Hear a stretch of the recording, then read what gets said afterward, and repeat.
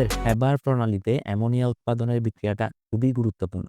তোমরা লাসেটেলিয়ার নীতিতে দেখবা এই বিক্রিয়াটা আছে। তবে এই বিক্রিয়াটা যখন তুমি পড়বা পরীক্ষার জন্য, তোমার এই বিক্রিয়াটার প্রভাবক, তাপমাত্রা, চাপ সবকিছু তোমার মুখস্থ থাকতে হবে। হ্যাবার প্রণালীর বিক্রিয়াটা হচ্ছে এরকম দেখো। ১ মোল নাইট্রোজেন ৩ মোল হাইড্রোজেনের সাথে বিক্রিয়া করে।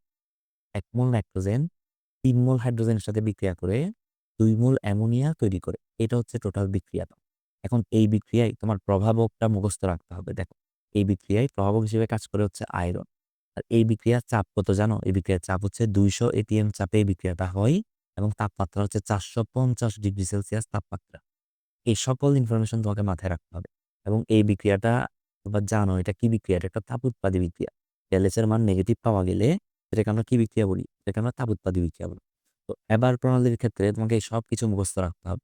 এই যে চাপ ২০০ এটিএম, এখানে প্রভাবক হিসেবে আয়রন কাজ করতেছে, এখানে অনুকূল তাপমাত্রা হচ্ছে ৪৫০ ডিগ্রি সেলসিয়াস এবং এই বিক্রিয়ার ΔH এর মান বা তাপমাত্রা -92 কিলোজুল পার মোল।